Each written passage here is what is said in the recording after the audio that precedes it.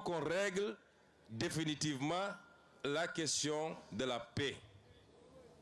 Fu amul jàmm munoo fa tabax. Donc quand on est arrivé, notre première préoccupation c'était d'en finir définitivement. Dégg ngeen, j'ai annoncé le plan Diomaye pour la Casamance. C'est un plan pour la paix, c'est un plan pour le développement, c'est un plan pour l'économie et c'est un plan pour le social. Les populations sont en train de rentrer et de retrouver leur village. Mais là, il faut nous accompagner par le déminage d'abord. Parce que nous, on a grandi ici. Mais nous avons parce qu'ils ont peur de sauter sur une mine. La paix, c'est quelque chose qu'on construit. Mais même si on est en paix, la guerre laisse toujours des séquelles. Des années plus tard, les gens vont continuer à sauter sur des mines. Nous ne voulons plus que des gens sautent sur des mines. Et c'est pourquoi le programme de déminage humanitaire qu'on n'a jamais arrêté, mais qu'on va accélérer à partir du début 2025 pour que aucun centimètre carré de la Casamance ne fasse une mine qui peut nuire à une personne ou à une bête. Nous devons régler définitivement. Nous accompagnons les populations pour nous délouer dans leur village. C'est pourquoi pour cette année, dans le plan Diomaye pour le Sénégal, on a déjà débloqué une enveloppe de 15 milliards. C'est uniquement pour accompagner. Parce qu'il faut reconstruire les écoles, il faut remettre des forages, etc. Et l'année prochaine, nous donnons notre premier budget. Parce qu'actuellement, on est en train d'accompagner et de finir le budget. On va provisionner une enveloppe consistante avec l'ANRAC comme maître d'œuvre délégué, avec l'ANRAC comme superviseur et avec l'armée comme maître délégué pour que nous fassions les infrastructures, les pistes, les routes, les forages, l'éclairage, tout ce qu'il faut pour que les gens puissent rentrer chez eux et commencer à travailler comme ils le faisaient. Mais quand je parle de paix, je veux qu'on nous comprenne. La paix n'est pas encore définitive en Casamance. Tant qu'il y aura des groupes, nous touti, qui ont encore des armes et qui sont dans telle ou telle portion du territoire ou dans les pays environnants, la paix n'est pas acquise. La paix, moi, képp ku yoron ngànnaay ñu waxtaan ak yow ba nga génn déposer ko dans un consensus bo xamné y a ni vainqueur ni vaincu. C'est le Sénégal qui gagne parce qu'il n'est plus question qu'un seul fils de ce pays perde la vie, moi xam du côté de l'armée, moi xam de l'autre côté. Il faut qu'on en finisse. Et c'est pourquoi je rends un vibrant hommage à l'armée nationale du Sénégal qui, pendant des années, a veillé à ce que l'intégrité territoriale soit sauve. Armée Bobu, soxlaatuñu ko pour ñu jàkkaarloo entre Sénégalais. Nous avons d'autres priorités en matière de sécurité. Xam ngeen insécurité bu am dans toute la sous-région. Aujourd'hui, la priorité c'est l'est du Sénégal. C'est la Falémé pour que nit yu nekk ci yeneen côté bañ a mun a traverser avec des armes pour venir faire du terrorisme au Sénégal. C'est là où on a besoin de notre armée. Et c'est pourquoi en 2019 lors de notre meeting de Bignona, j'avais dit si je suis élu, man maay dem fekki ñi ne ci biir àll bi parce que c'est mes papas, c'est mes neveux, c'est mes cousins, c'est mes frères, man maa leen dem fekki jàpp seen loxo génne leen. Nous sommes en train de travailler à ça avec le président Diomaye. Dafa am loo xam ne boo koy liggéey doo ko wax ci kaw, mais on y travaille. Et la réceptivité est parfaite des deux côtés. Inch'Allah, nous y arriverons pour que cette affaire ne soit qu'un souvenir, tout douloureux soit-il, mais nous fatte ko sul ko djublu ci defar Casamance.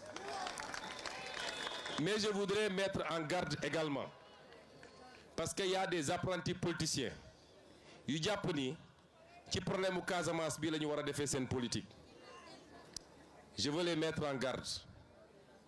am nañu taxaw ne am na tel général c'est parce que dafa doon def liggéey bu baax en Casamance moo tax ñu sanctionné ko patati patata di def allusion que Ousmane Sonko puisqu'il est originaire de la Casamance il veut affaiblir l'armée pour que les gens qui sont là-bas puissent reprendre de la force.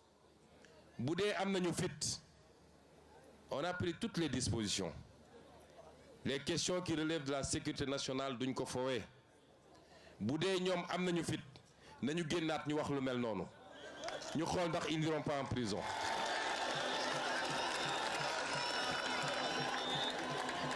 fii kenn sanctionné wu fi un général wala un militaire parce qu'il combattait la rébellion li tax ñu def la ñu def mu jóge ci armée ñi nga xam ne dañ doon pexe ci élection bi pour que ñuy bañ koo yeggali wala président Bassirou Diomaye Faye bañ a toog loolu rapport bu ñu fekk la fii loolu tax ñu jël matuwaay ñu jël mais ça n'a rien à voir avec le conflit casamançais. Il faut que les gens reviennent à la raison. Combattre un adversaire politique pendant des années tu l'as traité de rebelle, tu l'as traité de tous les noms. Moi je suis la preuve vivante que le Sénégal est un et indivisible. Parce que autant des Casamançais sont battus ici pour mettre un terme au complot et à l'entreprise de liquidation. Autant des Sénégalais de tous bords se sont battus à Dakar, à Rufisque, à Bargny, à Keur Massar, à Saint-Louis, à Mbacké, partout dans le Sénégal et même dans la diaspora. Quand les gens ont dépassé ça, bu ko nit ñi politiquer, il faut que ça s'arrête. Et c'est pourquoi nous allons régler définitivement cette affaire, Inch'Allah. Mais ku ci bëgg a jeter de l'huile, jàpp ni mën nga ko politiquer, nous prendrons toutes nos responsabilités pour que tu ailles pourrir à Rebeuss. Parce que loolu bokkul ci politique.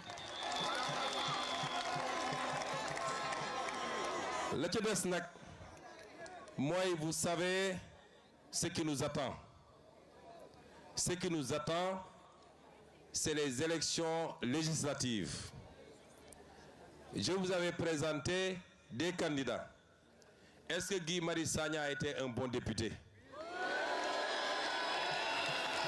Est-ce qu'il a été un bon député au Sénégal?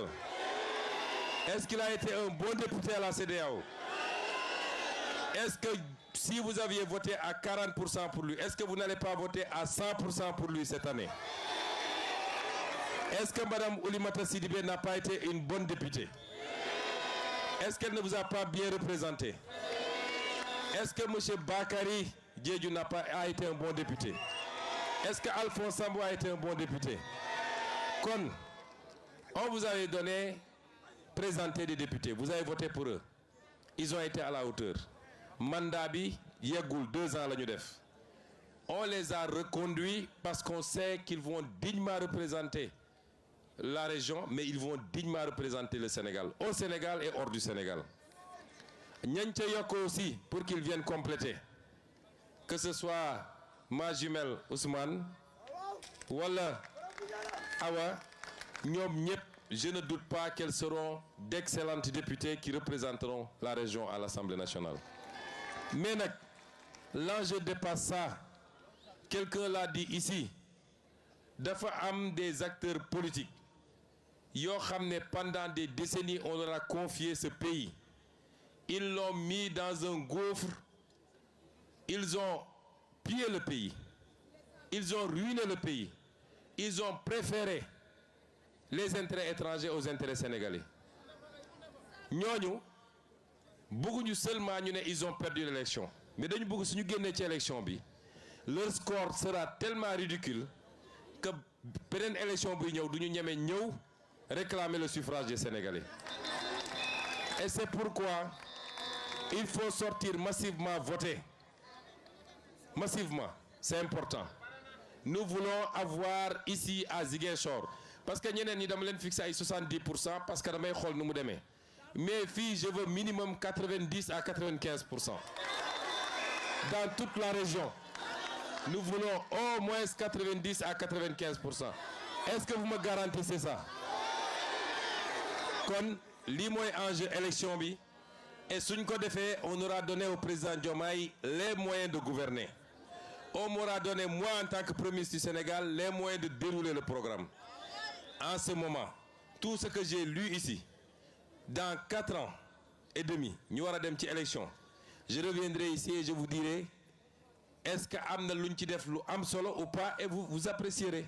C'est comme ça que fonctionne la démocratie. J'avais oublié un point. Quand je parlais de la question de la paix, il y a un livre, c'est une Française qui a écrit ça. On en a discuté avec le président Diomaye. Ce livre-là, personne n'en fera la promotion ici au Sénégal. Si cette Française veut écrire, elle n'a qu'à aller écrire sur la Corse qui demande son indépendance à la France. Elle n'a qu'à aller écrire sur la Nouvelle-Calédonie qui réclame son indépendance. Mais elle n'a pas à écrire sur le Sénégal. Et je veux dire à la France, je ne sais pas qu'est-ce qu'il y a derrière cette affaire. Parce que la France avait témoigné dans les années 90 avec Jacques Charpy en clarifiant la question de l'appartenance totale et intégrante de la Casamance au Sénégal. Maintenant qu'il y a un régime, comme je l'ai toujours dit, qui n'est pas anti-français, qui est pro-sénégalais, simplement. Un régime qui dit nous voulons notre souveraineté. Nous n'accepterons plus d'être des valets de qui que ce soit. On nous sort un livre et puisqu'ils ne peuvent pas revenir sur leur témoignage, ils ne peuvent plus parler d'indépendance, ils glissent sur la notion d'autonomie. On ne veut pas d'autonomie. Ce n'est pas ça la question. Nous sommes un État unitaire, du nord au sud, de l'est à l'ouest. Les mêmes réalités vont s'appliquer sur chaque portion du territoire national. Et ce livre-là ne sera pas autorisé au Sénégal, ne sera pas commercialisé au Sénégal, parce que nous avons des gens de Djogé avec un projet de déstabilisation pour venir nous parler de ce qui nous concerne, nous, Sénégalais. Si la France veut donner des archives, elle n'a qu'à nous donner les archives de ces exécutions sommaires au Sénégal pendant la colonisation. Des guerres qu'elle a menées ici, des tortures qu'elle a menées, des travaux forcés. C'est ça qu'on attend de la France. Qu'elle nous donne les archives de Thiaroye 44. Mais nous des archives sur une prétendue autonomie de la Casamance. Donc, nous ça a été très long, mais je peux vous dire une chose. Ce pays va changer et il va changer radicalement. Nous allons bâtir un nouveau pays. Nous allons bâtir de nouveaux fondamentaux. Nous allons bâtir notre développement. Nous allons renforcer notre unité nationale. Et nous le ferons avec chacun et chacune des Sénégalais. Je vous remercie. Assalamu alaikum.